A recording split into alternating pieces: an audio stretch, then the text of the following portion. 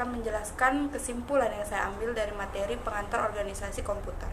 Mata kuliah ini menyajikan topik seputar perihal definisi, organisasi, dan arsitektur komputer, yakni konsep dasar, komponen dan elemennya, serta bagaimana penerapan dan aplikasinya dalam dunia komputer dan sistem komputer. Perbedaan mendasar konsep organisasi komputer dengan arsitektur komputer.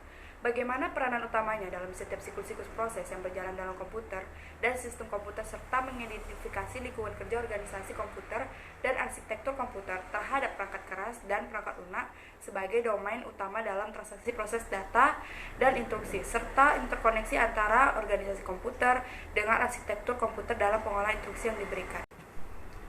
Nah, kesimpulan lainnya, komputer adalah sebuah mesin elektronik yang secara cepat menerima informasi masukan digital dan mengolah informasi tersebut menurut seperangkat instruksi yang tersimpan dalam komputer dan menghasilkan keluaran informasi yang dihasilkan setelah diolah.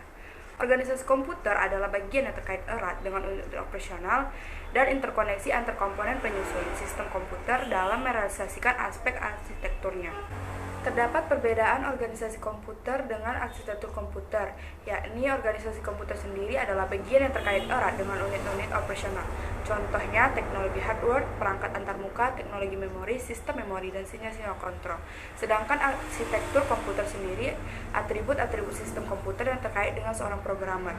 Contohnya say, instruksi, aritmetika yang digunakan, teknik pengalamatan, mekanisme, I atau O. Arsitektur komputer lebih cenderung pada kajian atribut-atribut sistem komputer yang terkait dengan seorang programmer.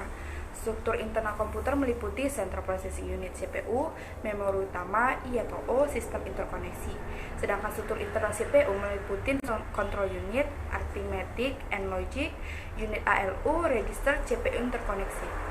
Fungsi dasar sistem komputer adalah fungsi operasional pengolahan data, fungsi operasi penyimpanan data, fungsi operasi pemindahan data, dan fungsi operasi kontrol.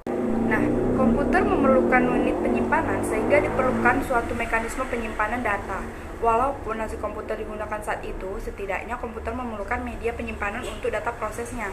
Dalam interaksi dengan dunia luar, sebagai fungsi pemindahan data diperlukan antarmuka atau disebut interface. Proses ini dilakukan oleh unit input atau output dan perangkatnya disebut peripheral. Saat interaksi dengan perpindahan data yang jauh atau dari remote device, komputer melakukan proses komunikasi data.